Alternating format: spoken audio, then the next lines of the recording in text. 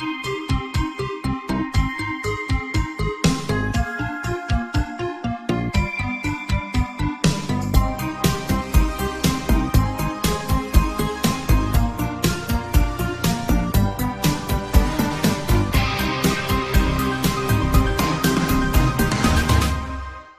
the creepy clown character known as Laughing Jack be laughing once again?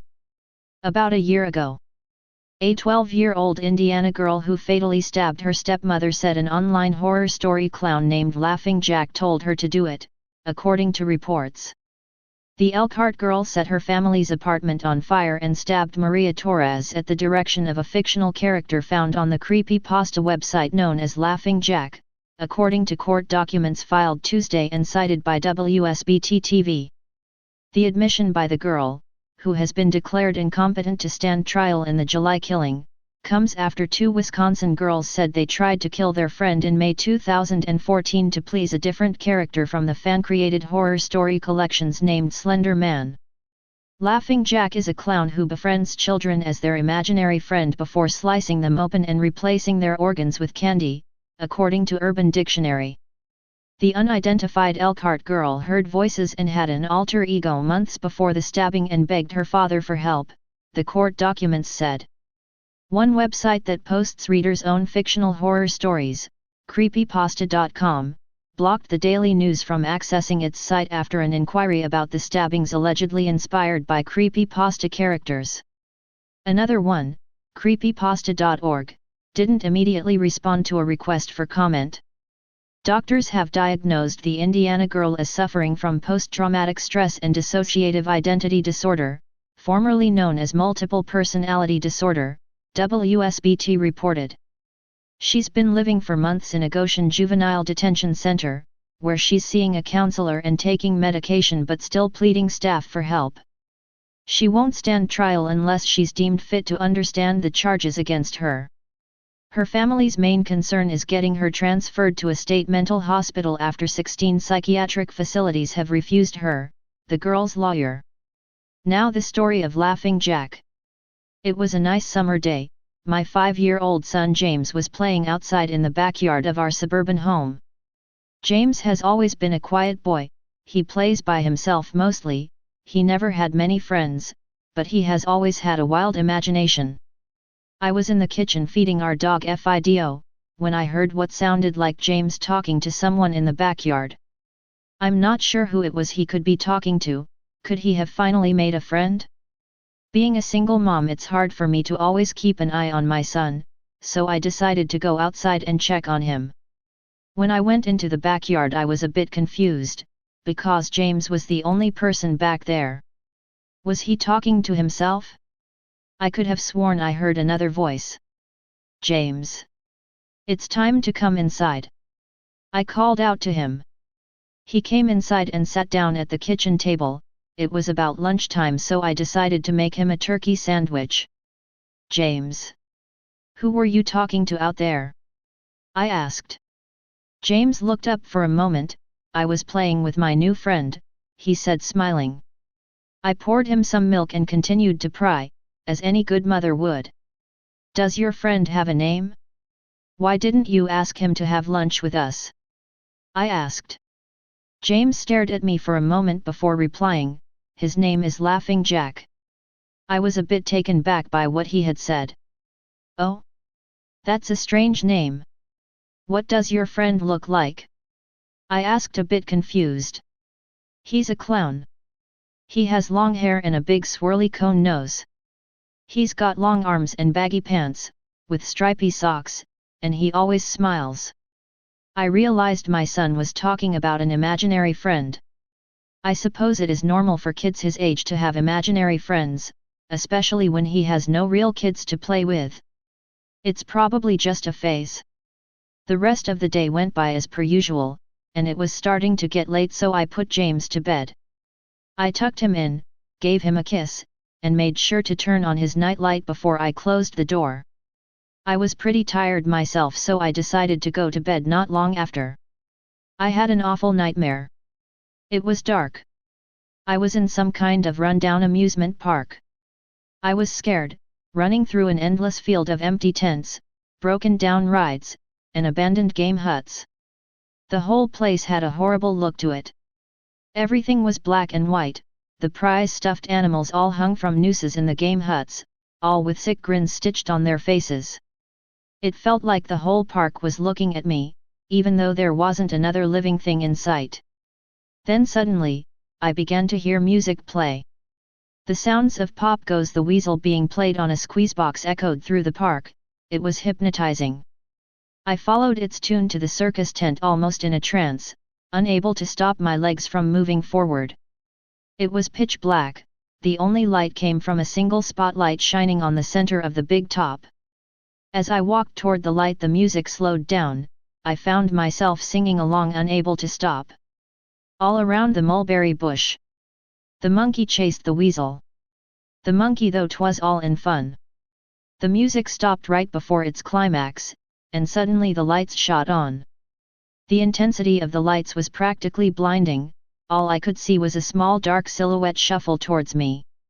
Then another one appeared, and another, and another. There were dozens of them, all coming toward me. I couldn't move, my legs were frozen, and all I could do was watch as the haunting figures drew nearer. As they got closer, I could see they were children. As I looked at each one, I noticed they were all horribly disfigured and mutilated. Some had cuts all over their body, others were severely burnt, and others were missing limbs, even eyes. The children enveloped me, clawing at my flesh, dragging me to the ground, and tearing inside me. As the children tore me apart and I faded away, all I could hear was laughter, horrible, awful, evil, laughter. I woke up the next morning in a cold sweat. After taking a few deep breaths, I looked over and saw that a few of James' action figures were positioned facing me on top of my nightstand. I sighed. James had probably woken up early and put these here. I gathered up the toys and made my way to James' room. However, when I opened the door, James was sound asleep. I just shrugged and placed the toys back into his toy box, and headed out to the living room. A little while later, James woke up and I made him his breakfast. He was quiet and seemed a bit groggy, perhaps he didn't sleep well either. I decided to ask him about the toys. James, honey, did you put the toys in Mommy's room this morning? His eyes shot up at me for a moment, then quickly glanced back down at his cereal. Laughing Jack did it. I rolled my eyes and responded, well, you tell Laughing Jack to keep the toys in your room. James nodded and finished up his breakfast, then decided to go play out in the backyard. I went to relax in the living room and I must have dozed off, because I woke up a couple hours later. Shit. I need to check on James. I was a bit worried. It had been over 2 hours and I haven't checked on him. I stepped out into the backyard, but James wasn't there anymore. I was getting nervous, so I called out to him, James. James, where are you? Just then I heard a giggle come from the front yard. I rushed through the gate around to the front of the house. James was sitting on the sidewalk. I breathed a sigh of relief and walked over to him. James, how many times have I told you to stay in the backyard? James, what are you eating? James looked up at me, then reached into his pocket and pulled out a handful of hard candies in all colors. This made me very nervous. James, who gave you that candy? James just stared at me, not speaking. James. Please, tell Mommy where you got that candy. James hung his head down and said, Laughing Jack gave it to me. My heart sunk. I kneeled down to look him in the eye. James, I've had enough of this damn Laughing Jack thing. He is not real. Now this is a very serious situation and I need to know who gave you the candy. I could see my son's eyes tear up. But Mama, Laughing Jack did give me the candy. I closed my eyes and took a deep breath. James has never lied to me, but what he's telling me is impossible. I make him spit out the candy and I throw the rest away. James appears to be fine. Maybe I'm just overreacting. After all, he could have gotten it from Tom and Linda from next door, or Mr. Walker down the street. Either way, I'm going to have to keep a closer eye on James. That night I put James to bed as usual, and decided to go to bed early myself. Suddenly I was woken up by a loud bang coming from the kitchen. I sprung out of bed and hurried down the stairs. When I got to the kitchen I was horrified. Everything on the counters had been thrown on the floor, and our dog Fido hung dead from the light fixture. His stomach was cut open and stuffed with candy, the same type that James was eating earlier that day. My shock was quickly broken by a sharp scream coming from James' room followed by loud crashes. I quickly grabbed a knife from the drawer and moved up the stairs with the speed that only a mother whose child is in danger could have. I burst through the door and flicked on the lights. Everything in the room was knocked over and tossed on the floor, my poor son in his bed crying and shaking with fear, a pool of urine staining the sheets. I scooped my child up and ran out of the house and went next door to Tom and Linda's house. Luckily they were still awake. They let me use their phone and I called the police. It didn't take them long to arrive, and I explained what had happened. They looked at me as if I were crazy. They searched the house, but all they found was a dead dog and 2 trashed rooms. The officer told me that someone had probably gotten into the house and done this right before making a quick escape when they heard me coming up the stairs. I knew it wasn't true. All the doors were locked and none of the windows were open. Whatever was in my house didn't come from outside. The next day James stayed inside. I didn't want him to leave my sight. I went into the garage and found his old baby monitor and set it up in his room. If anything comes into his room tonight, I was going to be able to hear it. I went to the kitchen and grabbed the largest knife from the drawer and put it on my nightstand. Imaginary friend or not, I'm not letting anything hurt my little boy. Soon enough night came. I put James to bed. He was afraid, but I promised him that I wasn't going to let anything happen to him. I tucked him in, gave him a kiss, and turned on the night light. Before closing the door I whispered to him, "Good night, James, I love you." I tried to stay up as long as I could, but after a few hours I felt myself drifting off. My baby would be safe for the night and I needed to sleep. Just as I lay my head on the pillow I heard a soft noise come from the baby monitor I had put on my nightstand. At first it sounded like interference, like the kind a radio would make. Then it turned into a soft moan. Was James asleep? Then I heard it, the laugh from my nightmare, that horrible laugh. I sprung up from bed and grabbed the knife from under my pillow. I rushed over to James' room and creaked the door open. I tried the light switch but it wouldn't come on. I took a step in and I could feel the warm thick liquid on my feet. Suddenly James' nightlight came on and I could see the absolute horror laid out in front of me. James' body was nailed up on the wall, the nails piercing through his hands and feet. His chest was cut wide open and his organs hung down to the floor. His eyes and tongue had been removed along with most of his teeth. I was disgusted. I could hardly believe this was my baby boy. Then I heard it again, the soft desperate moan. James was still alive. My baby, my poor baby, in so much pain barely clinging to life. I ran across the room and vomited on the floor, but my sickness was interrupted by a horrible cackle coming from behind me. I spun around while still wiping bile from my mouth, then out of the shadows emerged the fiend responsible for all this horror, Laughing Jack. His ghost white skin and matted black hair hung down to his shoulders.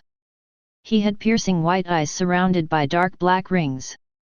His twisted smile revealed a row of sharp jagged teeth, and his skin didn't look like skin at all, it almost looked like rubber or plastic. He wore a patchy, black and white clown outfit with striped sleeved and socks. His body itself was grotesque, his long arms hanging down past his waist and the way he was poised made him look almost boneless, like a rag doll. He let out a sickening laugh as if to let me know he was pleased with my reaction to his work. He then turned around slowly in front of James and began to laugh even more at the horrific sight he has laid out. That was enough to shake me from my terror. I snapped, "Get away from him, you bastard!"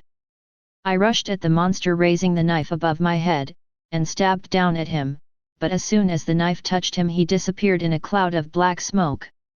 The knife passed right through and pierced James' still beating heart, splashing the warm blood on my face. No, what have I done? My baby, I killed my baby.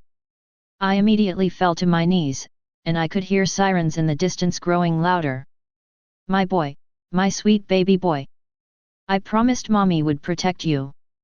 But I failed. I'm sorry, James. I'm so sorry.